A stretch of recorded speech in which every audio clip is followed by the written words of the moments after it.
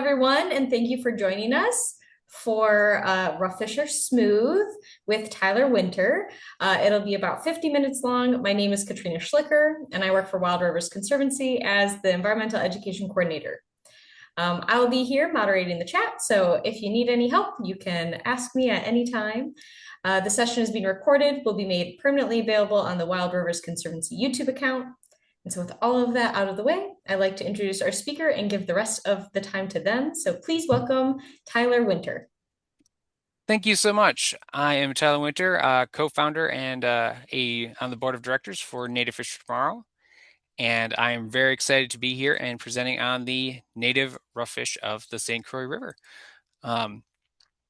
Just to get things started, this is a common fish in the St. Croix River, and I'm just curious if anyone has seen or caught one of these before. We'll get to the answer later, but if you haven't, they are actually often visible in the river. So it's one to look out for. So I, as I mentioned, co-founder and director of Native Fish for Tomorrow. We are a conservation group dedicated to bring stakeholder-led conservation to those native rough fish, our suckers, our gar, our buffalo, our moon eyes. And these are fish that are common and important to the St. Croix River, its biology. And I'm very, very excited to share that. So I understand that not everybody is deep in fish knowledge. So I want to just start off with like the basics. This is a bison and this is a buffalo. And you can tell the two apart because the buffalo is a beautiful and majestic and migratory animal that lives a really long time, and that the bison is a mammal. And that's how you can tell them apart. And you may be shocked to learn the truth about buffalo. And I know you have questions like, is everything I learned about fish a lie? And how rough are these fish? And how did I learn so much about fish? Well, and how did I become a national leader in native fish conservation? Well, it all started when I caught a moon eye. I was about 14 years old when I caught a moon eye. I was fishing in a ditch, an unremarkable place that didn't even have a real name. It was called Judicial Ditch number 11. And I caught this metallic silver leaping fish that had teeth on its tongue, and I did not know what it was. And that fish convinced me that there must be other amazing mysteries in the waters of Minnesota, because if Judicial Ditch number 11 could have a fish like this, just imagine what would be living in the St. Croix River. And then the next thing you know, I was on a fishing show about bigmouth buffalo, and then I helped pass the very first comprehensive native fish conservation bill in the country, which was passed here in Minnesota. And we know it's the first because scientists reviewed all of the fishing regulations across the country in 2021, and they found that the rough fish paradigm was actually in place in every state's fishing regulations and laws. And this study then inspired my study, which is a case study on Minnesota's conservation reforms. It's on our native fish bill. But I'm going to go back in time. I'm going to start in the very beginning. In the very beginning, there were just fish, and people used fish resources as they became seasonally available. People needed fish to eat, and they ate them whenever they were able to catch them. And there were campsites that have been found in Minnesota where the archaeology appears that people used the site in the spring to catch suckers for 800 years. And that is a testament to how important these fish were and how sustainably they were managed. There are sucker fish in Native American legends for the indigenous people. The Ojibwe refer to the suckerfish moon to honor the suckerfish, and Kandiohai is Lakota for the place where the buffalo fish come. But then in 1875, the Fish Commission came along, and they started dividing fish up into different kinds. And they made two important distinctions. They were talking about the commercially important fish that could be caught with nets, and then what they called the vermin of the waters. Does everyone know what vermin is? Those are like having mice in your house or cockroaches. It's not a very nice way to talk about something. And they said that those fish they should get rid of. And they said that fish like egg devouring sturgeon and the pickerel and those fish were vermin. Now, can you imagine? Sturgeon are so cool and so important to the St. Croix. Can you imagine calling them vermin? I mean, today we would never think like that. But then in 1907, they'd made a law that some of these fish were rough.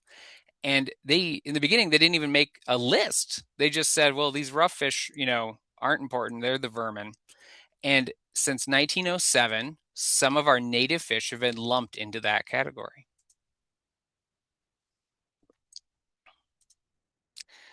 And over time, it became totally normal to take a fishing vacation and go and fly fish or to catch a brown trout from Germany and then have salmon for dinner. And it was newsworthy to eat suckers. And I know that's the case because I have been in the news for eating suckers. And a lot of these fish ended up getting killed for no real reason because people were still misunderstanding them and thinking of them like the 1875 vermin. In this case, these buffalo here were had a median age of 89 years old. But now we're making massive progress, and the Minnesota DNR is working hard with Native Fish for Tomorrow to normalize native fish and include them in fishing regulations. And there are pictures of them now in the fishing regulations. And they're doing that because native fish are important for the habitat. They actually, by spawning and migrating and feeding, turn over rocks in the bottom, which improves the habitat and gives spaces for bugs to learn. To live. I can sometimes even give a 45-minute talk just about the ecosystem services and the diversity of our native fish. But because they are native, they are actually by definition important and necessary to have a whole functioning ecosystem. And they're important for native mussels. So native mussels require a fish host, a native fish host. And in the St. Croix, this is particularly important because we have a fish called a mussel as the spectacle case mussel, which needs a particular fish to carry its larva and to host its larva and move it up the river. And that fish is the moon eye. The fish that inspired me is actually a super cool fish that is found in the St. Croix and very important for the federally endangered spectacle case mussel. And it turns out that native fish do even more than that. They actually eat the invasive zebra mussels that threaten our native mussels. And they've been shown to actually significantly reduce populations of invasive zebra mussels. Our native fish, like this shorthead red horse, also feed eagles and otters and ospreys and really famous animals that are easy to see that people find very, very popular. And so if we want to see more eagles and otters and ospreys on the St. Croix River, we need to make sure they have enough fish to eat. And it's not even eagles and otters. Wolves even eat white suckers. They were found to be keying in on migrating white suckers in the spring, just like people do. Here is a picture. I found these white suckers with red stripes migrating in the springtime. And I told you the story of the suckerfish moon. And then suckers are also commercially important because they're used for bait and they feed the eagles. Eagles lay their eggs so early in the spring so they can raise their chicks while the suckers are migrating.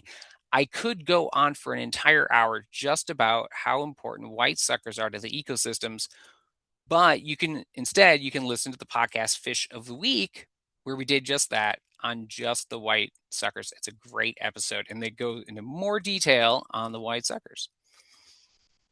And we've learned all this stuff because of partnering with and helping out scientists who do research. So Dr. Alec Lackman is a scientist at the University of Minnesota Duluth, and he has done a ton of research on Minnesota's native fish, which has found such amazing things like that our buffalo fish are living to over 100 years old.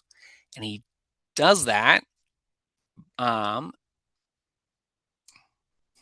he does that by looking at their otoliths, which lay down rings like tree rings, just like tree rings. And he has to make very, very thin slices and look at them under a microscope where he can count the rings and he can measure their growth. And here are some examples from big mouth buffalo where he is very, very carefully laid out all of these annual rings and able to count up that these fish were 53 years or 85 years old, 92 years old. And it takes a lot of careful preparation and work to do this work very carefully to find out these amazing things. This is a particularly amazing big mouth buffalo that turned out to be 100 years old. But science and population statistics are not alone, are not enough to change the way people think and feel about these things. This is a trend analysis of white sucker catch per unit effort in trap nets, and it was published in 2015. And I've already said how important and how useful, how important these fish are to the ecosystem and how many other animals eat them and how people depend on them and have always depended on them. But seeing a steady decline like this wasn't enough to change how people felt about white suckers in 2015. But when you start to show people how great these fish are and how happy it makes people to catch them and how it connects back to the ecosystem, you can really motivate people and inspire action. And then when you do that, you get to show up to environment committees at the Senate and testify, and you can really make some change. Because what's been happening is that we've had so much focus on the invasive species that a lot of times people will see these fish, which are usually large and live in shallow water, and they see these fish and they think that they're an invasive species they learn about. And they think, ah, well, this whole ecosystem really must be pretty bad. We don't need to protect it. And then you think, well, if that ecosystem is bad, we probably shouldn't let people go down there. So then the people put up fences and no fishing signs. And then, because if you don't go down there, nobody learns the truth about these amazing fish. And so we are trying to have a new native fish cycle where we let people know that these native fish are actually big mouth buffalo feeding at the surface where you can see them and that you can catch them. You can go down to the river and enjoy them. And they're actually a sign that the river's really healthy. And you can catch them and you can learn more about them. The fish in this photo, this big mouth buffalo, I actually donated to a scientist, my friend Dr. Alec Lackman, which then helps us learn more about these fish so that we can tell people more exciting and cool things about them. So we can kick off our own native fish cycle here by learning to identify some native fish. And I just want to say right off the bat, none of these fish are carp, and we're not going to talk about carp or invasive species for the rest of the presentation. How many native fish, though, do you think are living in the St. Croix Riverway? I found this awesome species list. I highly recommend Googling the species checklist for the St. Croix National Scenic Riverway, where you can actually go through and check off and keep track of the fish you've caught. And this definitive list has 94 species. So I want to highlight some of my favorites from this list now. And first, I have to talk about the big mouth buffalo. So these are the largest members of the sucker family, and suckers are native to North America. In fact, only one of them doesn't live in North America. They're big. They can get to be 50 pounds. And the oldest one that's been found so far was 148 years. They're usually dark colored, but they always seem to have that white kind of on their face, which will make them stand out in dark water. They are highly migratory, and in some places are known to migrate over 150 miles. Smallmouth buffalo have a mouth that points down. They're also a very large sucker, and they can also live over 100 years. The black buffalo is a close related species, but is threatened in both Minnesota and Wisconsin, and is really well adapted to living in deep, very fast current. And they need really long rivers without dams, which is one of the reasons they're threatened. And if you ever do catch a black buffalo, this is how excited you should be. They are incredible and very strong fish. The shorthead redhorse is one of the most common of the fish in the St. Croix River, I think. They are a foundation of the food web there. And I just love shorthead redhorse. These are I say they're my bread and butter fish because you can go out and you can find these. And even though they're one of the smaller redhorse, they're still 16, 18, maybe over 20 inches long. The fact that they're abundant makes them really fun to go out and find. You can catch a bunch of them in one day. They also migrate. We often catch a lot of them that have scars on their back from where they almost got eaten. And I think they're really beautiful with their bright red tails. Golden redhorse are another species that I think look like punk rockers with the bumps they get on their nose. The males get these during the spawning season. It must impress the lady golden redhorse, but they have solid gold sides. They can be about 4 pounds. They are really, really cool fish, and they will jump when they are hooked. They are another one that you can find and catch. Silver red horse are also common in the St. Croix River. These ones are bigger, sometimes maybe up to 10 pounds, and migrate long distances. They're one of my favorite to catch in the spring when they migrate upstream. In the summertime, they go back to this deeper water in the St. Croix River, but you can still find them there if you know where to find them, if you know where to look in the main river. Greater red horse are really cool. These are supposed to be the largest of the red horses and are common in the St. Croix Scenic Riverway. So these ones often have an orange dorsal fin. That's the fin on their back. And that's often has that orange color, but then they get those black lines on their scales. And these things can be like 12 pounds. Really, really cool. River red horse are almost as big as that, and they are also a threatened species in Wisconsin. You may even see signs up in the St. Croix letting you know that there are river red horse in the area, and you should be careful and release any red horse that you catch that might be a river red horse.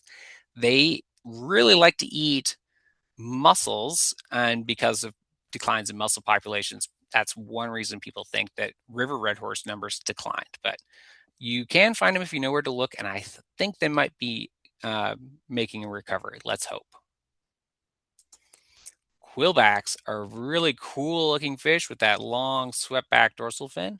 They are really, really hard to catch because they only eat algae, just like they nibble algae off rocks. But they're really a common fish to see with their silver sides, and you will see them grazing on algae in shallow water. So they're a fun fish to watch, even if they're frustrating to fish for. White suckers are another fish that's found in the St. Croix, but usually more in the tributary streams. I've already talked a lot about white suckers, but they are one of my absolute favorites because they are one of the first fish I can catch in the springtime. They, just like the legend of the suckerfish moon, they migrate very, very early in the spring, even if there's still snow on the ground. And that is always the first sign of spring to me, and I always encourage people to get out and celebrate spring by finding the white suckers.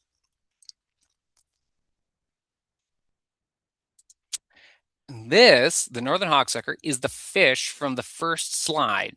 Now, these are such a super cool looking fish. You can see how in the photos they're like laying flat without tipping over, right? Most fish, if you laid them on your hand, they would fall over and flop. But hogsuckers have a body shape that lets them stick right down to the bottom of the river. And they have these big pectoral fins and this knobbly head, this big forehead, and that pushes them down to the ground in really fast water. So they can sit perfectly still in a raging, swift spot in the St. Croix on a like especially clean swept gravel, and they will be stuck right there. And they are so camouflaged and so confident in their camouflage, they will let you walk around and look at them until you step too close, and then they'll dart off, and you'll just see a puff of sand, and you won't. Sometimes they leave so fast you don't even realize it was a fish. But once you know to look for that knobby head and then a long tapered body not moving, you can start to see them. And things that you used to think were rocks are turn out actually be northern hogsuckers. So these are a super cool fish that's actually does really well in the St. Croix River. Maybe the biggest one you might find would be 18 inches, which would be a giant one. The blue sucker is a lot of fish nerds' favorite fish. These will migrate hundreds of miles. I've heard in some systems 300 to 600 miles. They are a species of special concern. Um, Basically, everywhere they're found, and I think they might be threatened in Wisconsin. There's definitely a species of special concern in Minnesota because they of their long uh, migratory paths, they are really impacted by dams, and so because of that, they need these long, free-flowing rivers, and so. But that also makes them really hard to find. So they're kind of like a unicorn fish. Everyone wants to see one someday because they really are that blue. And they can get to be 15 pounds and are incredibly powerful swimmers, which they would have to be to make those long migrations. I have personally held one of them. They are really, really cool. And they are found in the lower St. Croix. And look at that face. They're so cute with their little nose.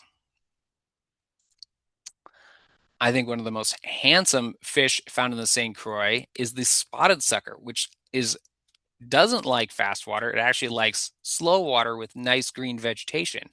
And they have perfectly even spots on their scales that make it look like somebody drew on them with a Sharpie. They are incredible looking in real life, and oftentimes in the summer, bright white with these black dots. If you see one of these, they're really really cool because they like clear water with vegetation. You might see one swimming around, so be on the lookout for a spotted fish. Now, the emerald bowfin is a living dinosaur. These have been around since before Tyrannosaurus rex. They survived the extinction of the dinosaurs. They breathe air. They have a spot. The males have a spot on their tail, and the males actually guard their nest. They're really good dads that will fight just about anything if it comes near their nest. They are incredible fish. These can live to be 30 years old. These are a fish that you would find in backwater areas of the St. Croix where there's low current and a lot of vegetation. Not a very common fish in the St. Croix River, but part of that diversity and a really cool part of that diversity because they are such a unique fish. They also have the strongest bite of any fish in North America in freshwater. And one of my scientist friends, they found half of a rat in the stomach of a bowfin. That fish bit it in half. So they are just incredible. If you're going to catch one of these, uh, try not to put your fingers in its mouth or wear gloves. Be careful with them. The short-nosed gar are incredible. So these are primitive fish or living fossils. They have also been around for about 150 million years. And one thing that is super cool about the gar is that they're not just a fish with thick scales. They actually have a different development. Their genetics are different.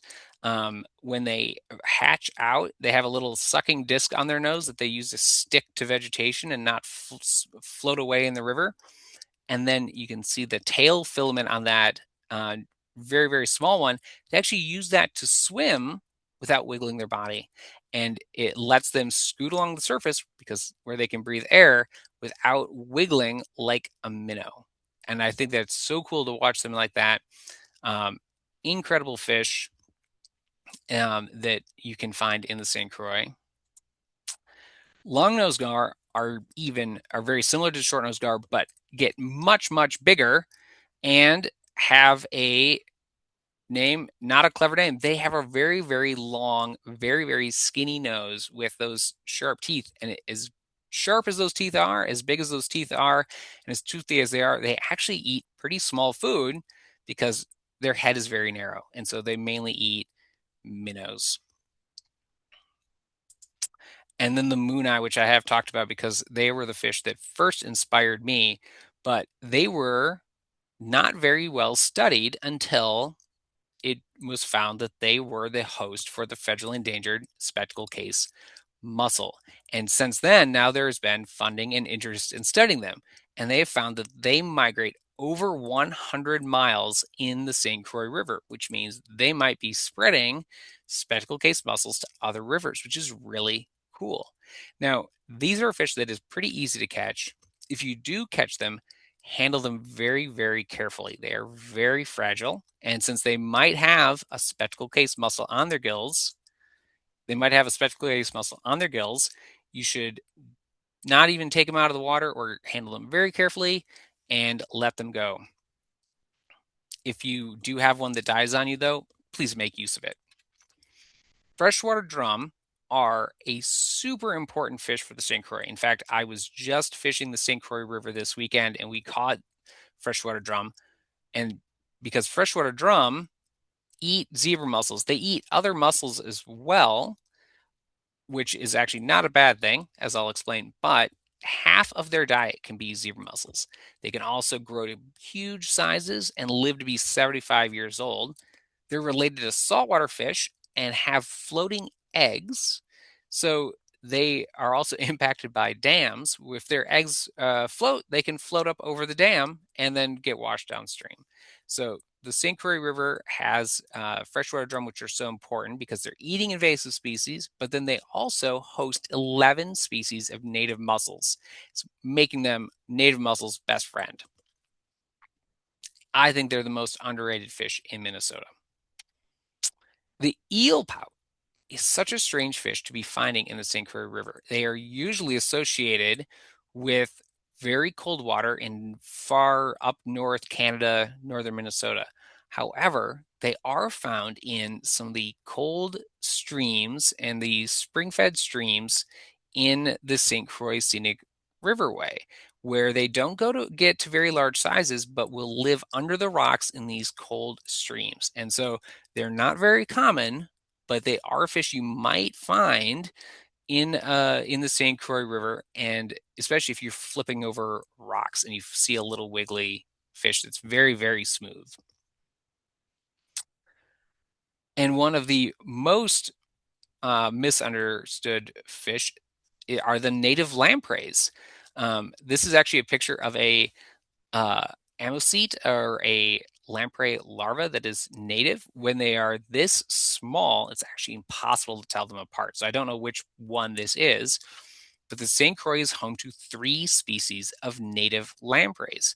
And these are also known to do important ecological systems. They transport nutrients upstream and will make rock nests. Some of them are not even parasitic. They just filter feed as a larva and then they swim upstream and lay their eggs and die. And they don't eat anything as an adult. Because they are a lamprey, they've been massively understudied. So if you see a lamprey in the St. Croix River, don't panic. It's not a sea lamprey, it's a native lamprey that is an important part of the St. Croix. They're really cool. When I talk about these native roughish, I get a lot of questions that some pretty common questions. I'm going to run through quick before we get to your questions. But probably one of the most common ones is, can you eat them? And the answer is yes. You some of these fish, particularly the suckers, do have bones in them, but if you make them into fish sticks or have a way to prepare them that deals with the bones, they are delicious. People often think that they eat fish eggs, just like they did in 1875. They say, do they eat fish eggs? And it turns out that trout eat fish eggs. Trout eat so many fish eggs that they sell egg flies at the fly shop. I have often asked if rough fish are invasive species. And the fact is, no, actually, these fish are the most native. In this case, this is a gar that was left on the bank, and they have been here uh, in this area for 150 million years since North America looked like this, which is a long time ago. People ask me if they will take over, as if having too many native fish is a problem.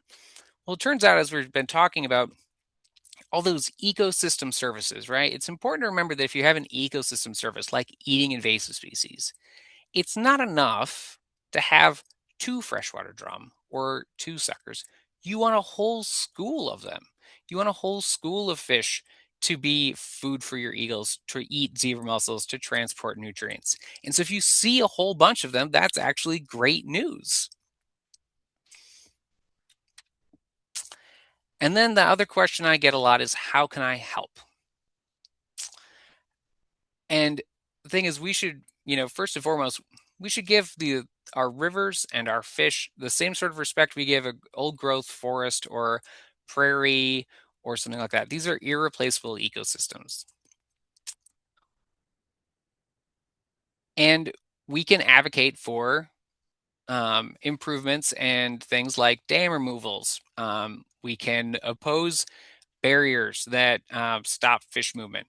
We can speak up about stormwater that dumps sand into the river and street pollution. And keep your streets clean. Don't rake your leaves and your grass clippings. Pick up after your dogs. These are all things that will go into a storm drain or go into and end up in the river eventually. So uh, we can make a difference just by taking care of our own yards and our own streets. And you can also make a difference and help by sharing them with your friends. If you've learned anything surprising today about these fish, just um, like help me out with the work I do of sharing the fact that these fish exist, that buffalo are a fish. In fact, three different fish in the St. Croix River.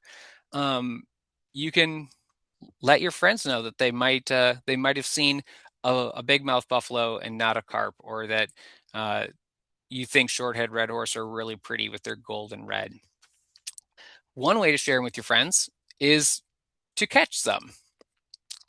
And catching them is very simple. This is a picture of how I rig up my fishing rods. Any sort of fishing rod will do.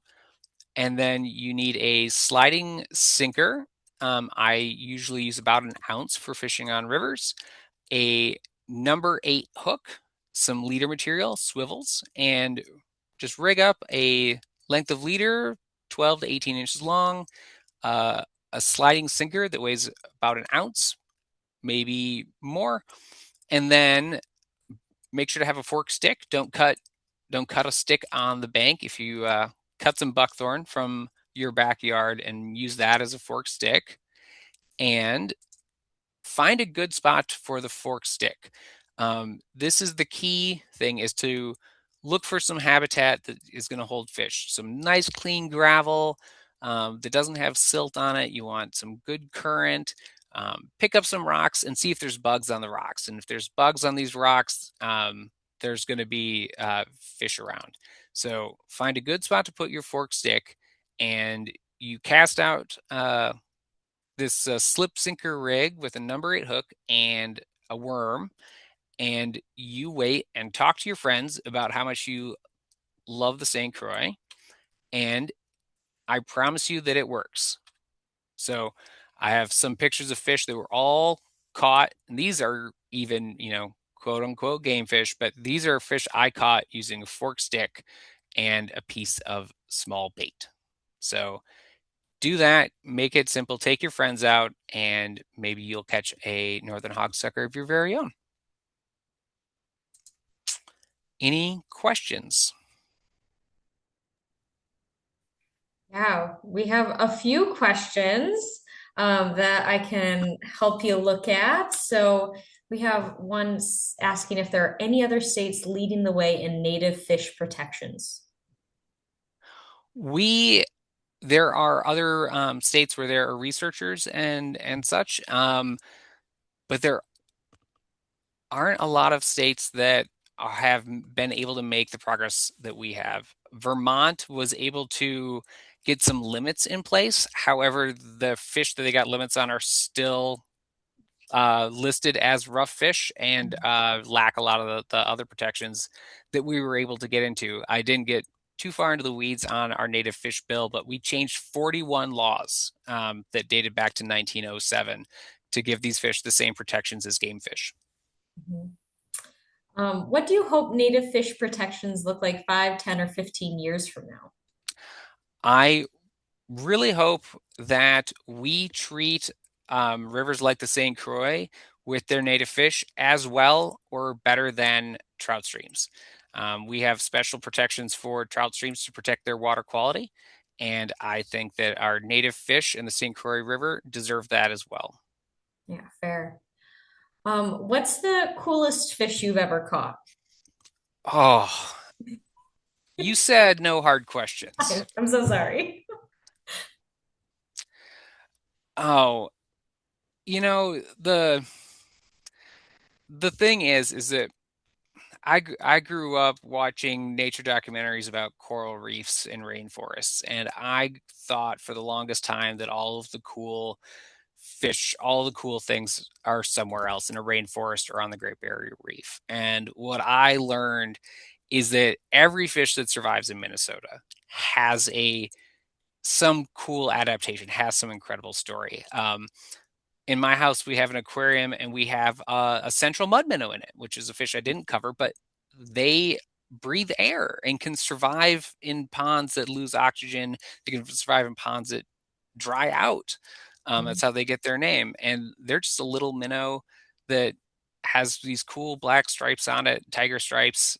Um, I've seen fish, nine spine sticklebacks come out of a 100-foot lake, deep lake in the Boundary Waters that I guess are like a glacial relic.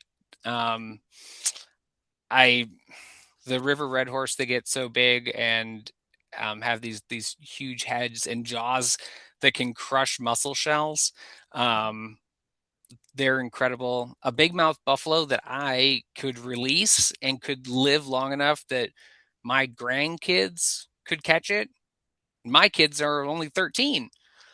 Uh, you know, so I can't pick just one. I would just encourage everyone to, when they see a fish or catch a fish, to have a sense of wonder that that fish and all the fish that survived before it are here and doing something we can't see, and have something that we're just still learning about. It was just a few years ago we found out that mooneye were migratory. They're only like 12 inches long. And they're swimming 100 miles down the St. Croix River into the Mississippi and back. Yeah, that was a hard question, huh? Yeah, yeah, that was really some gotcha webinar right there. So sorry. How many types of sucker fish are there? Oh, so we have 17 in Minnesota, and I think it is 15 in the St. Croix. However, we don't know how many total species there are.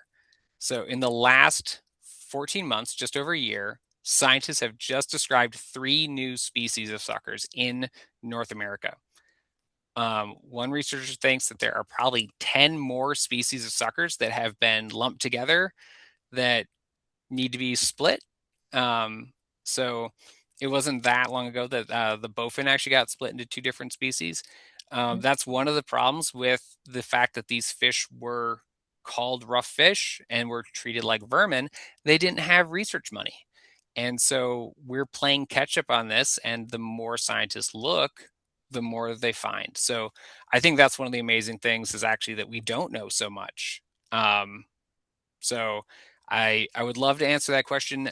Right now, I believe it is over 80 species are currently described as native suckers in North America. Okay, we can add a little plus to that. Yeah, at least it's at least that many. What are some good fish handling practices for catch and release anglers? Oh, excellent question. Um, First of all, I say always carry a net. That lets you get a fish, catch a fish easily without getting it dirty or banging it on rocks. Carry a net, and then you can also put the fish back in the water after you've unhooked it. Mhm, This gives you a chance to let the fish rest and get your camera ready. Wet your hands, and then pull the fish out of the net and hold your breath. The fish has to hold its breath too.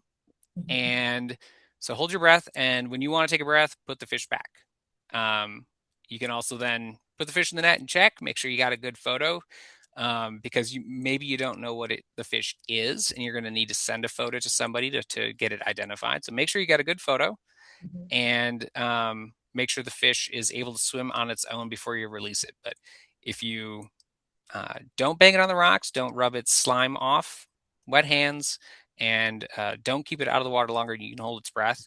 And I like to think that by taking a picture of this fish and raising awareness about it, you will do more good than the fish was harmed. So you can help out.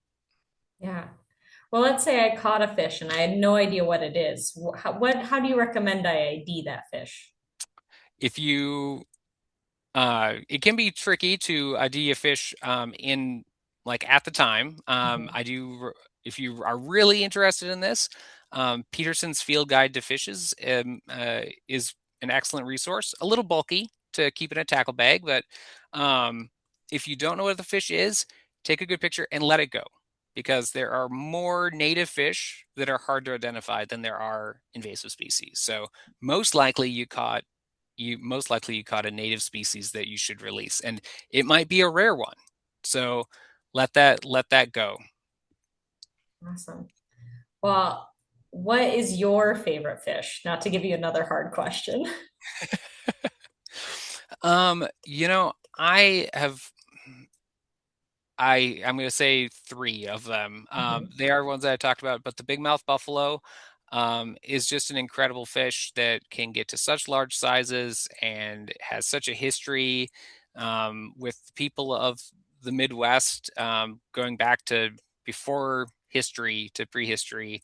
And I think it's just amazing that they can live, well over a century. I think that's incredible. The river red horse, which is a threatened species in Wisconsin, is an absolutely incredible fish, and it's an incredible fish to see. And is a threatened species, which I find amazing that they are holding on, and they need some help and some protection.